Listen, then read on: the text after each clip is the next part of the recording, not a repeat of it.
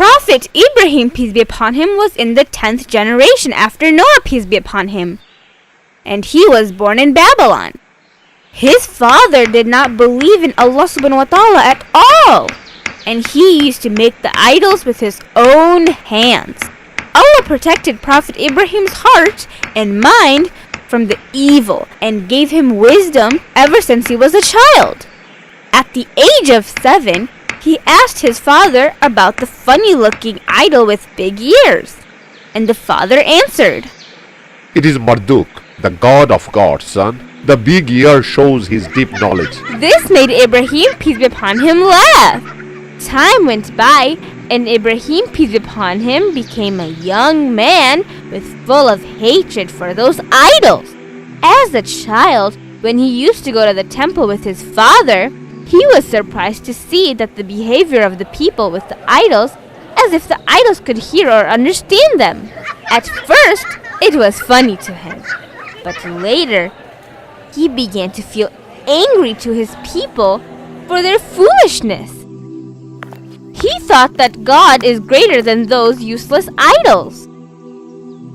How did Prophet Ibrahim alayhi wasallam know about Allah existed? Oh!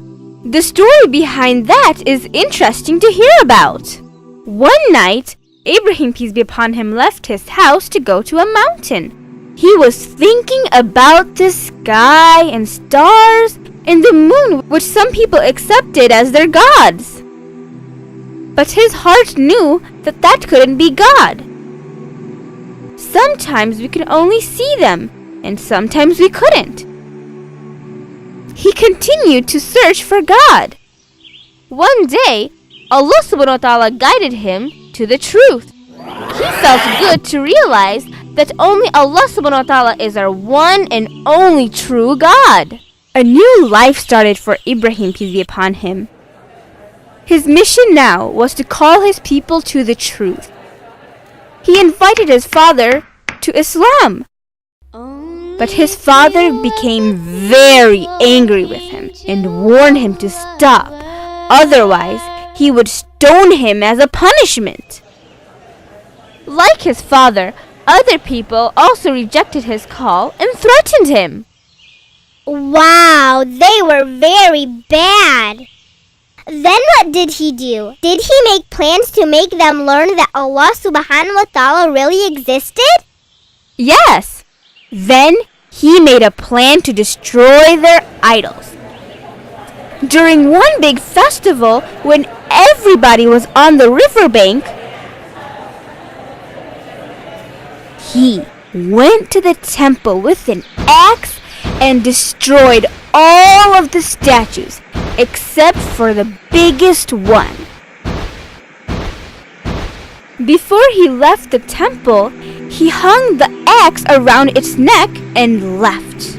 When the people returned, they were shocked to see their god smashed into pieces, lying and scattering all over the temple. They began to guess who had done this to their idol, and Prophet Ibrahim came to their minds. They brought him to the temple and asked him, "Are you the one who has done this to our gods?" He told them to ask the biggest idol, which was unbroken.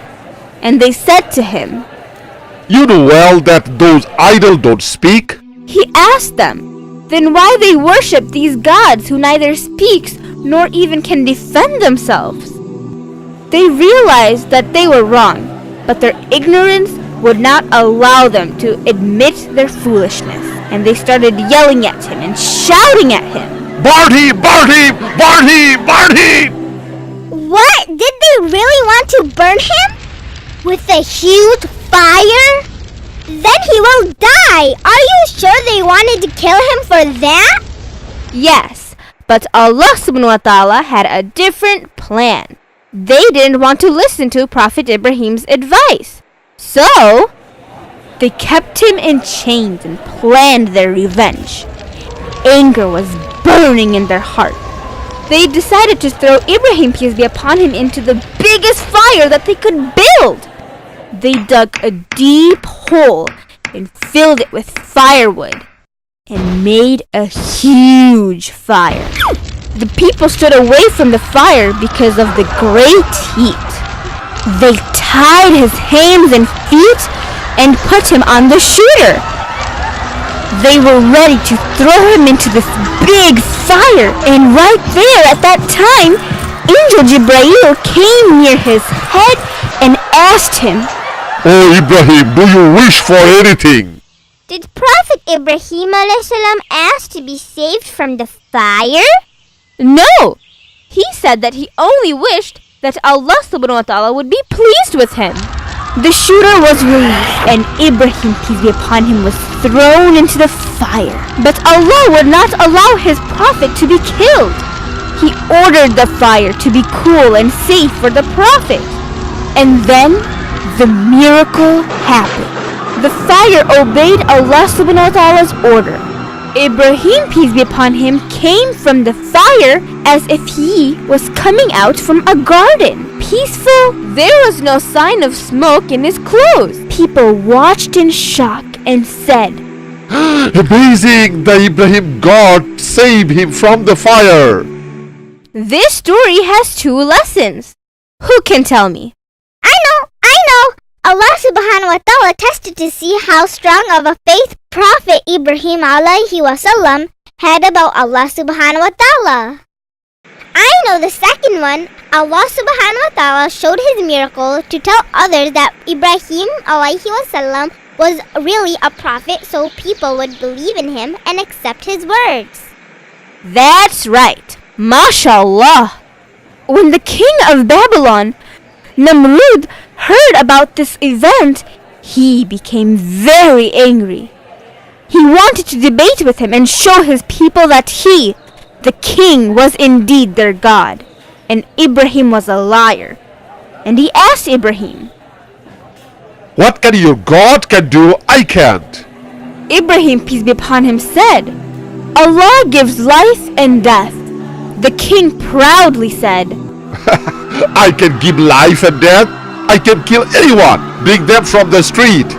And I can give my pardon to a person who was sentenced to death and save his life. Prophet Ibrahim, peace be upon him, said, Allah subhanahu wa ta'ala can make the sun rise from the east. Can you make it rise from the west? Namrud was speechless. He was very smart and brave. Yes, he was. After a long time of calling people to worship only the one and only God, Allah subhanahu wa ta'ala, only one woman and one man believed in him. The woman's name was Sarah, and she became his wife. The man was his nephew, Lut, and he became a prophet. So they decided to move out from Babylon. Prophet Ibrahim, Lut, and Sarah, peace be upon him, started their long travel. They crossed Syria, Palestine, and then Egypt, calling his people to Allah subhanahu wa ta'ala, helping the poor and doing good deeds. By that time, Lut, peace be upon him, migrated close to the Dead Sea. One day, Ibrahim, peace be upon him, begged Allah subhanahu wa ta'ala to show him how the dead people will come back to life on the Day of Judgment. Allah subhanahu wa ta'ala commanded Ibrahim, peace be upon him, to take 4 birds, cut them up, and mix their body parts. Divide them into 4 portions and place them on top of 4 different hills. Then call back the birds by Allah subhanahu wa ta'ala's name. Immediately, the mixed parts of the birds separated to join their original bodies in different places, and the birds flew back to Prophet Ibrahim, peace be upon him. Wow! What a beautiful miracle Allah subhanahu wa ta'ala showed him. What happened in Egypt? In Egypt, there was a bad king, and he tried to harm the Prophet's wife Sarah, peace be upon her. When he saw her, he tried to hold her with his hand, but his hand got stiff. He asked Sarah, Pray to Allah for me, and I shall not harm you. After Allah subhanahu wa ta'ala cured him, he again tried to hold her, and his hand got stiff again. Then he realized that she was not an ordinary woman. He again requested Sarah, peace be upon her, to cure him, and Allah subhanahu wa ta'ala cured him. Before Sarah left the place, the king gave her an Egyptian maid servant named Hajara, peace be upon her. Hajar? She was the Prophet's second wife, right? And is she the mother of Prophet Ismail alayhi wasallam too? Yes, mashallah, you know the story. When did she become Prophet Ibrahim's second wife? Time went by and no children were born to Sarah. But they were getting old. So Sarah requested Prophet Ibrahim, peace be upon him, to marry their servant Hajara and pray to Allah subhanahu wa ta'ala to bless them with a child. Hajara gave birth to her first son Ismail. But at that time, Prophet Ibrahim, peace be upon him, was an old man. Oh, now I know. Now I will tell you about the story of the Zamzam. As Allah subhanahu wa ta'ala's plan, one day, Prophet Ibrahim, peace be upon him, woke up and asked his wife Hajara to get her son and prepare for a long journey. At that time, Ismail, peace be upon him, was only a cute little babe.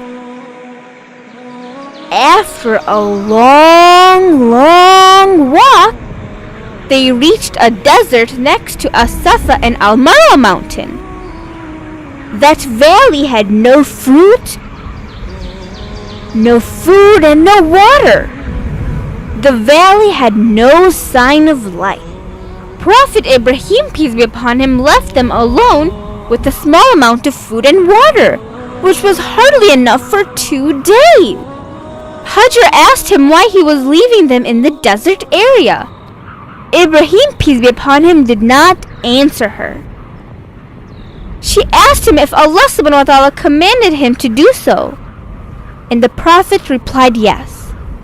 Then his great wife realized that they were not alone. Allah subhanahu wa ta'ala would be there with them. Hajara went on nursing Ismail and drinking from the water until it was finished. She became very thirsty and the child was crying. She left him on Al-Marwa hill and hurried to the nearest hill, As-Safa. She stood there and started to look at the valley so that she might see somebody, but she could not see anyone. She was running back to Al-Marwa hill and she stood and started to look, but she couldn't see anybody at all. She kept on running between As-Safa and Al-Marwa mountain 7 times. When she reached Al-Marwa for the last time, she was very tired and she sat next to the baby. Then she heard a voice. She stood up and asked help. She saw an angel digging the earth until water flowed. She built a little basin around it. She scooped the water with her hands and drank, and filled her water bag and nursed her baby. The place from which water flowed was the Zamzam. What a miracle! But they lived there alone. They must have been scared. They even need food to survive and they barely had any. Yes, Allah subhanahu wa ta'ala had a really big plan. He was very pleased with Hajar, peace be upon her, for her strong faith in Allah subhanahu wa ta'ala. So, he sent some Arab travelers through Mecca, and they saw birds flying around Al-Marwa. They must be flying around the water. When they arrived at the water, they found Hajra and asked her, Would you allow us to stay with you and use this water, please? She agreed and became very happy to see new people.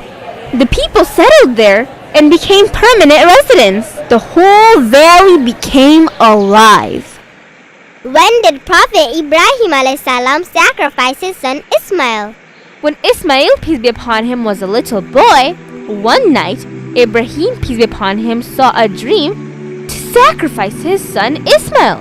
The next night, Allah showed him the same dream. He became ready to fulfill Allah subhanahu wa ta'ala's order, even though he loved his son dearly.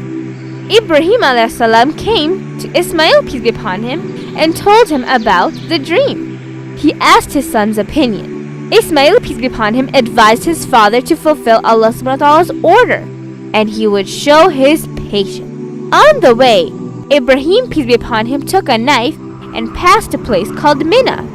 The devil, Shaitan, came to them and tried to convince them not to fulfill Allah subhanahu wa ta'ala's order. They both chased the Shaitan away, turned their backs on him, and did not listen. When they had reached Mount Arafat, Prophet Ibrahim had laid his son Ismail, peace be upon him, on his forehead while he was on the ground. He then took the knife and was ready to sacrifice his son.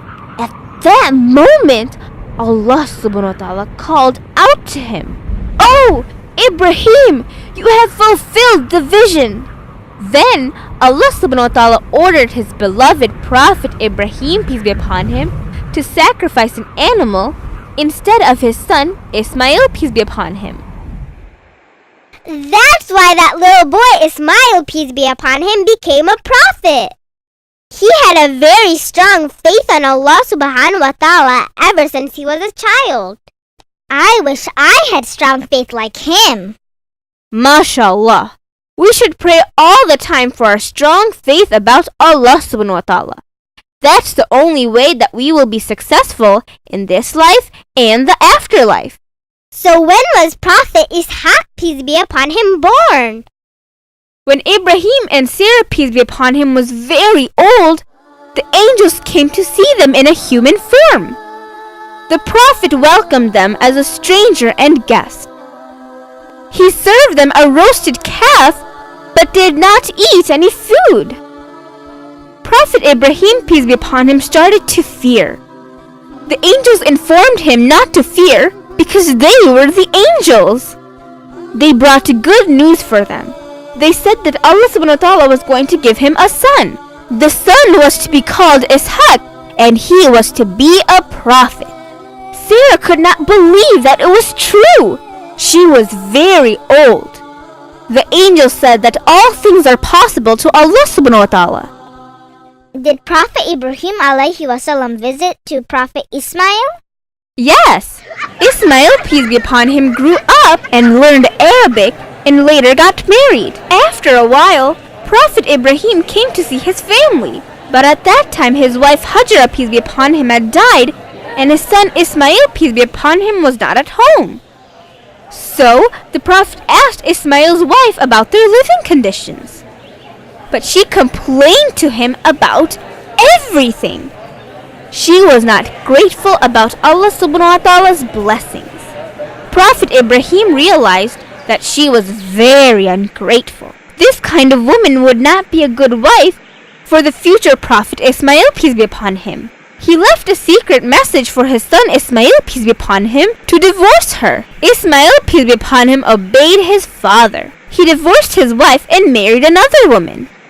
After a while, Ibrahim, peace be upon him, again visited his son and saw that he was married to a very good woman. She was very grateful to Allah subhanahu wa ta'ala's blessings. When was the Kaaba built? Now, time arrived to build the Kaaba.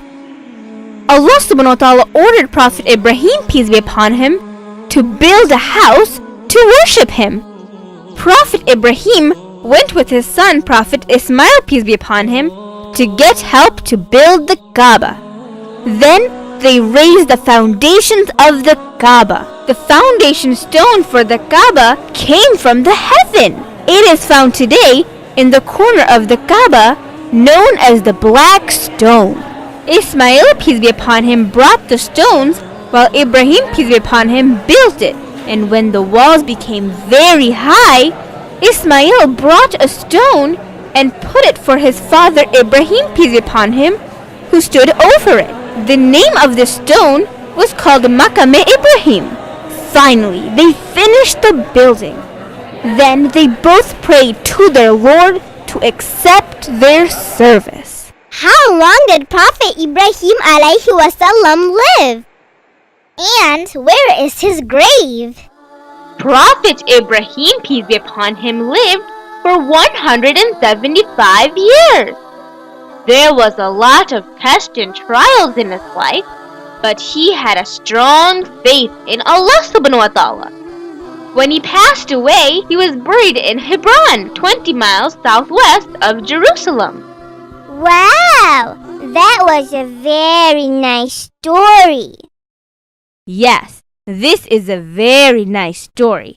Inshallah, next time we will learn another beautiful story of the Prophet. The Prophet Story. If you like our videos, to support Ikra Cartoon, please share and subscribe to our channel.